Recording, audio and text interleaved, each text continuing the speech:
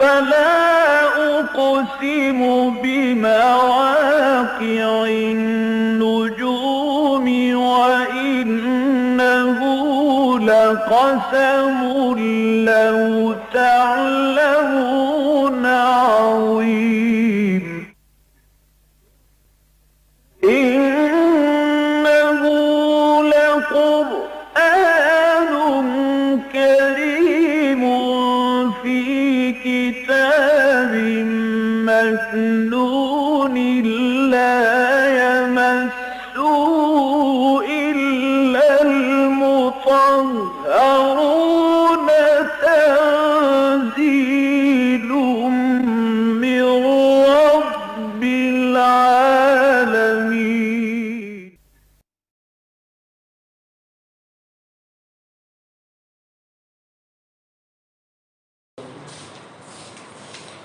اعوذ باللہ من الشیطان الرجیم، بسم اللہ الرحمن الرحیم۔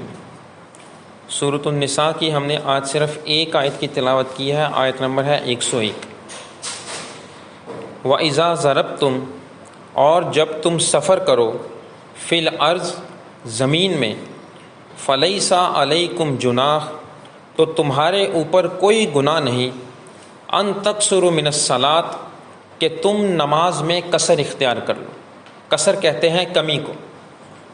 ان خفتم، اگر تمہیں خوف ہو، ان یفتناکم الذین کفروا، کہ کافر لوگ تمہیں نقصان پہنچائیں گے، تمہیں فتنے کے اندر مبتلا کر دیں گے۔ ان الکافرین کانوا لکم عدو مبین، یقیناً کافر لوگ تمہارے کھلے اور واضح دشمن ہیں۔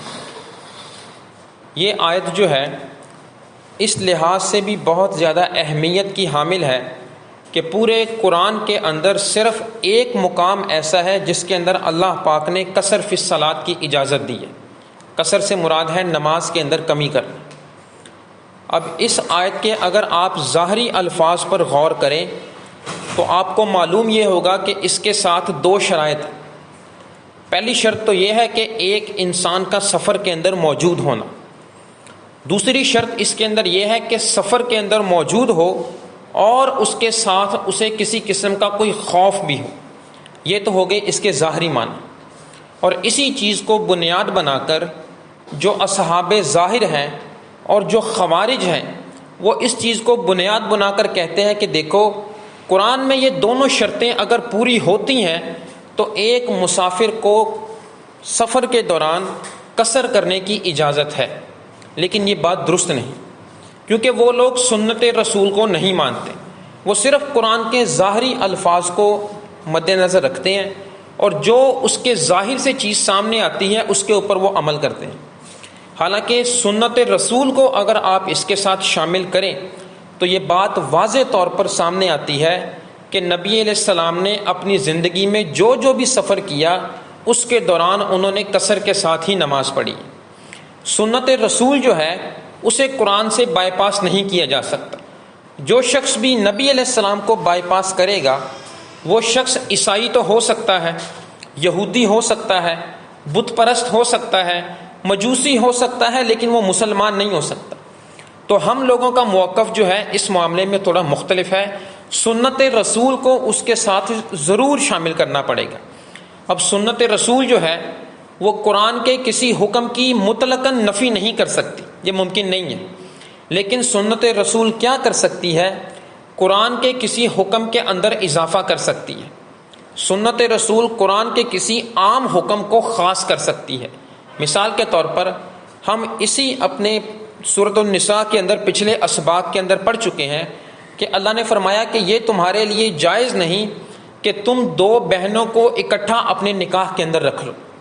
تو نبی علیہ السلام نے اس کے اوپر اضافہ یہ فرما دیا تھا کہ بالکل یہی حکم چچی اور بھتیجی کے لیے بھی ہے، خالہ اور بھانجی کے لیے بھی یہی حکم ہے، تو یہ اس کے اوپر اضافہ ہے۔ اب وہ جو پہلا حکم تھا اس کی نفی نہیں ہوئی، لیکن اس کے اوپر نبی علیہ السلام نے اضافہ فرما دیا۔ قرآن کے اندر یہ بھی حکم ہے کہ جو تم میں سے مرد اور عورت زنا کریں اسے 70 کوڑے کی سزا دی جائے۔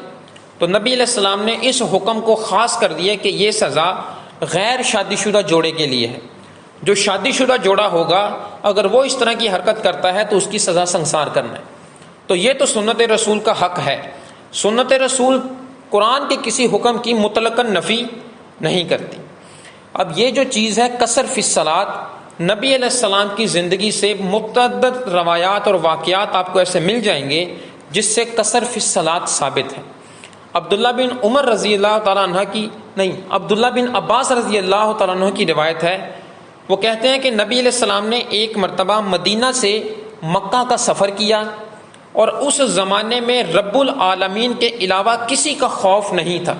اس کا مطلب پورا ارد گرد امن ہی امن تھا. لیکن ایسی صورتحال میں بھی نبی علیہ السلام نے نماز جو ہے وہ قصر کے ساتھ پڑھی ہے. تو یہ جو دوسری شرط ہے یہ ساقط ہو چکی ہے. اسی معاملے میں حضرت عمر فاروق نے نبی علیہ السلام سے اپنے ایک شبے کا ذکر کیا کہ اے اللہ کے رسول، یہ قرآن میں حکم دیا گیا ہے لا جناح علیکم ان تقصروا من الصلاۃ، تمہارے اوپر کوئی گناہ نہیں کہ اگر تم سفر کے اندر نماز میں کمی کر لو، اور اس کے ساتھ اللہ پاک نے یہ خوف کی شرط بھی لگائی ہے، تو اس کے متعلق ہمیں ذرا رہنمائی فرما دیں. تو نبی علیہ السلام نے فرمایا کہ اے عمر، یہ وہ صدقہ ہے جو اللہ نے اپنے بندوں کو عطا کیا ہے، تو اس صدقے کو قبول کرو. اللہ نے تمہارے لیے، تم لوگوں کے لیے نماز کے اندر کمی کا حکم دیا ہے. تو یہ ثابت چیزیں ہوتی ہیں کہ نماز کے اندر جو کمی ہے مسافر کے لیے اس کی اجازت ہے. اب اس ضمن میں کچھ سوالات پیدا ہوتے ہیں کہ اگر نماز کے اندر کمی ہے تو کتنی ہے. پہلا سوال تو یہ پیدا ہوتا ہے کہ نماز میں قصر کتنا کرنا ہے، کمی کرنی کتنی ہے. 4 رکعت کی نماز ہے، 3 پڑھنی ہے، 2 سجدے کرنے ہیں، ہر رکعت میں 1 کرنا ہے، 1 کی جگہ 2 رکوع کرنے ہیں، معاملہ کیا کرنا ہے. تو اس سوال کا جواب یہ ہے کہ وہ نماز جس میں 4 فرائض ہوں ان کو آپ 2 رکعت کے ساتھ پڑھیں گے، جو باقی 2 رکعتیں ہوں گی وہ ساقط ہو جائیں گی. فجر کی نماز جو ہے وہ 2 فرائض کے اوپر مشتمل ہے تو وہ آپ نے 2 ہی پڑھنے. ظہر کی نماز 4 فرائض کے ساتھ مشتمل ہے تو وہ آپ 2 پڑھیں گے. عصر بھی 2 ہو جائیں گی. مغرب جو ہے وہ 3 فرائض کے ساتھ ہے، وہ آپ آدھا ڈیڑھ نہیں کر سکتے، وہ 3 کے 3 ہی پڑھے جائیں گے. عشاء کی نماز جو ہے وہ 4 فرائض کے ساتھ ہے، وہ آپ نے 2 کر کے پڑھ لینے ہیں. تو قصر کی تعداد یہ ہے. جو بھی مسافر ہے وہ فرائض کو آدھا کر کے پڑھے گا، بشرطے کہ وہ 2 اور 3 نہ ہو. اگر وہ 2 اور 3 ہے تو وہ برابر پورے پڑھے گا. اب اس کے ساتھ اگلا سوال یہ پیدا ہوتا ہے کہ فرائض کے اندر تو ہم نے کمی کر لی، اس کے ساتھ جو سنت اور نوافل ہیں ان کے ساتھ کیا کرنا ہے؟ کیا ان کے ساتھ بھی اسی طرح سے کمی کی جائے گی؟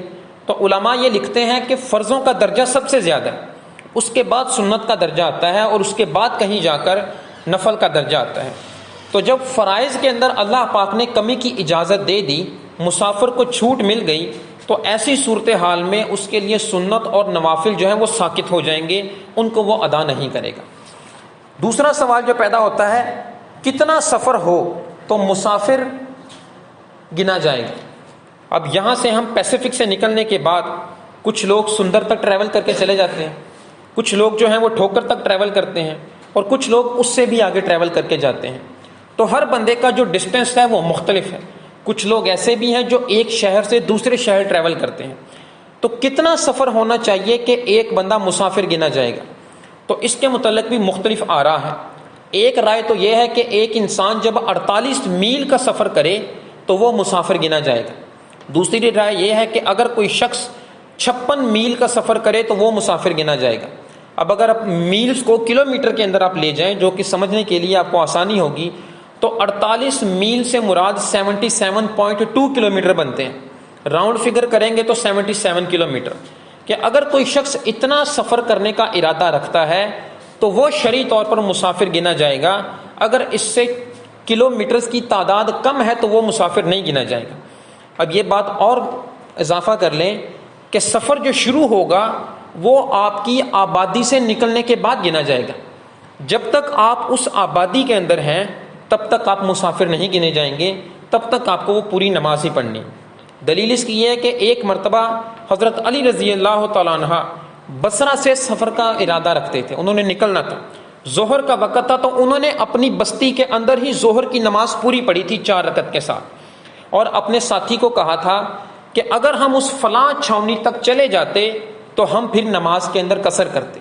یعنی کہ ان کا جانے کا ارادہ تھا، ان کو پتہ تھا کہ میں نے سفر پر نکلنا ہے، لیکن کیونکہ وہ بستی سے ابھی نہیں نکلے تھے تو انہوں نے 4 رکعت پوری پڑھی اور اپنے ساتھی کو فرمایا کہ اگر ہم فلاں چھاؤنی تک جاتے جو کہ بستی سے دور تھی، ایسی صورت میں ہم 2 رکعت نماز پڑھتے.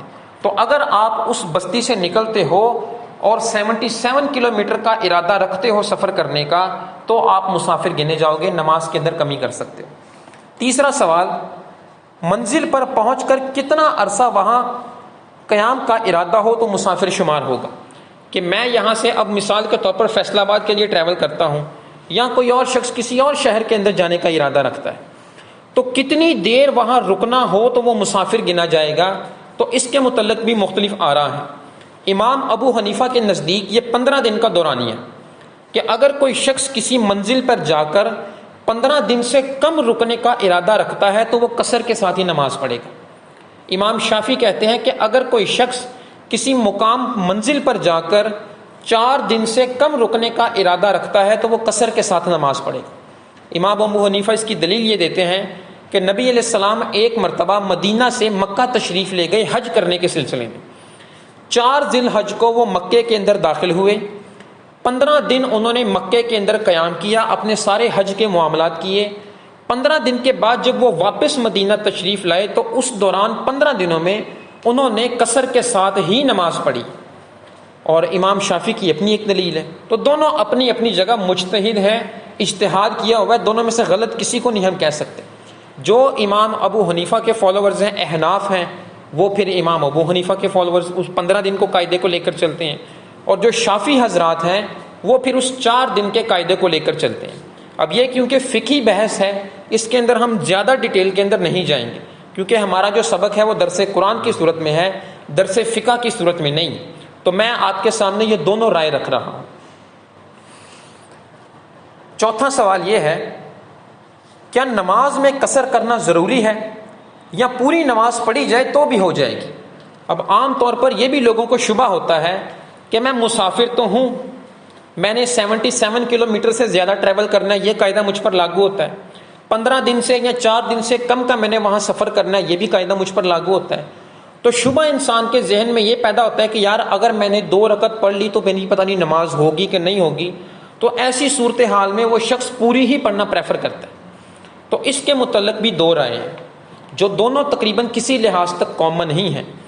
احناف کے نزدیک کسی مسافر کے لیے یہ جائز نہیں کہ وہ پوری نماز پڑھے، کیونکہ جو کہ میں نے پہلے آپ کو حدیث سنائی جس میں حضرت عمر نے نبی علیہ السلام سے پوچھا تھا اور نبی علیہ السلام نے جواب دیا کہ یہ اللہ کی طرف سے تمہارے لیے صدقہ ہے، اس صدقے کو قبول کرو، اللہ نے تمہیں سفر کے دوران قصر کرنے کی اجازت دی ہے. تو علماء اس کے تفصیل میں لکھتے ہیں کہ جہاں کسی کو مالک کرنے کا احتمال نہ ہو تو صدقہ تصدیق کرنے کے زمرے میں آتا ہے، اور جہاں تصدیق کرنے کی مراد ہو تو وہاں جو اضافی چیز ہوتی ہے وہ ساقط ہو جاتی ہے. تو احناف کہتے ہیں کہ جو شخص سفر کے دوران پوری نماز پڑھتا ہے، 4 رکعت پوری پڑھتا ہے، گویا کہ اس کی نماز نہیں ہوئی، اسے چاہیے کہ اپنی نماز کو دوبارہ لوٹائے، یہ واجب کے زمرے میں آتا ہے. امام شافعی جو ہیں وہ ان کا قول یہ ہے کہ یہ واجب تو نہیں ہے لیکن یہ بہتر بھی نہیں ہے کہ اللہ نے اگر تمہیں رعایت دی ہے، چھوٹ دی ہے کہ تم سفر کے دوران اپنی نماز کے اندر کمی کر لو، تو اگر کوئی شخص اس کے اندر کمی نہیں کرتا، جان بوجھ کر پوری نماز پڑھتا ہے، تو وہ گویا کہ نافرمانی کے زمرے میں آ جائے گا، بدماشی کے زمرے میں آ جائے گا کہ اللہ نے تمہیں ایک چیز کی اجازت دی ہے لیکن پھر بھی میں اسے حاصل نہیں کرنا چاہ رہا، اسے میں یوز نہیں کرنا چاہ رہا، کہ اے اللہ تیری طرف سے تو اجازت ہے لیکن مجھے تیری اجازت کی ضرورت نہیں. تو امام شافعی کہتے ہیں کہ ایسا نہیں کرنا چاہیے، لیکن اگر کسی نے ایسا کر لیا تو نماز تو اس کی ہو جائے گی لیکن یہ مکروہ کے زمرے میں آ جائے گی. تو اگر ہم ان دونوں کی رائے کا درمیانی راستہ اختیار کریں تو ہم اس نتیجے پر پہنچیں گے کہ مسافر کو یہی چاہیے کہ وہ قصر کے ساتھ ہی پڑھے، پوری نماز وہ نہ پڑھے. اللہ نے سہولت دی ہے تو اس کو استعمال کرنا چاہیے. تو یہ وہ 4 سوالات ہیں، امید کرتا ہوں کہ آپ لوگوں کی سمجھ میں آ گئے ہوں گے. اگر مزید کسی کے ذہن میں کوئی سوال ہوا، اب یہ کیونکہ بہت زیادہ فقہی بحث ہے، تفسیر مظہری کے اندر قاضی ثناء اللہ پانی پتی نے اس آیت کی تفسیر میں بڑا لمبا چوڑا باب باندھا ہوا، تو کوئی اگر اسے تفصیل کے ساتھ پڑھنا چاہے تو وہ میرے پاس سافٹ فارم میں ہے، وہ پڑھ سکتا ہے. وَإِذَا ضَرَبْتُمْ، اور جب تم سفر کا ارادہ کرو، فِي الْأَرْضِ، زمین میں، فلیسا علیکم جناح، تو تمہارے اوپر کوئی گناہ نہیں۔ اب یہاں الفاظ استعمال ہوئے ہیں فلیسا علیکم جناح، تمہارے اوپر کوئی گناہ نہیں۔ اب جو اصحاب زائر ہیں وہ کہتے ہیں کہ جی دیکھو اللہ نے اجازت دی ہے، حکم نہیں دیا۔ فلیسا علیکم جناح، تمہارے اوپر کوئی گناہ نہیں، حرج نہیں، کرنا ہو تو کر لو۔ لیکن یہ بھی قرآن مجید کے شاہانہ اندازوں میں سے ایک انداز ہے۔ سورۃ البقرہ کے اندر ہم پڑھ چکے ہیں ان الصفا والمروہ من شعائر اللہ لا جناح علیکم، صفا اور مروہ اللہ کے شعائر میں سے ہیں، تمہارے اوپر کوئی گناہ نہیں کہ تم ان کے درمیان صحیح کر لو، چکر لگا لو۔ اب حج کے دوران جتنے بھی لوگ حج کرنے جاتے ہیں صفا اور مروہ کے درمیان وہ ساتھ ساتھ چکر لگاتے ہیں۔ کیونکہ وہ حکم کے زمرے میں آ گیا۔ ایسا تو وہاں کوئی نہیں کہتا کہ جی نہیں کر لیا تو ٹھیک ہے، نہ کیا تو بھی ٹھیک ہے۔ تو جب یہاں باری آتی ہے تو جو اصحاب زائر ہیں جو کہ سنت کو نہیں مانتے، احادیث کو نہیں مانتے، ان کا موقف یہ ہے جو کہ بالکل غلط بات ہے۔ ان تکثروا من الصلاۃ، کہ تم نماز کے اندر کمی کر لو تو ایسی صورت میں تمہارے اوپر کوئی گناہ نہیں۔ ان خفتم، اگر تمہیں خوف ہو۔ اب یہ جو آیت کا اگلا حصہ ہے یہ آپ نے ذہن نشین کرنا ہے، کل ہم جو آیات پڑھیں گے اس کا تعلق اس کے ساتھ ہے۔ ان خفتم، اگر تمہیں خوف ہو، ان یفتناکم الذین کفروا، کہ کافر لوگ تمہیں نقصان پہنچائیں گے، تمہارے اوپر حملہ کر سکتے ہیں۔ ان الکافرین کانوا لکم عدو مبینا، یقیناً کافر لوگ جو ہیں وہ تمہارے کھلے دشمن ہیں۔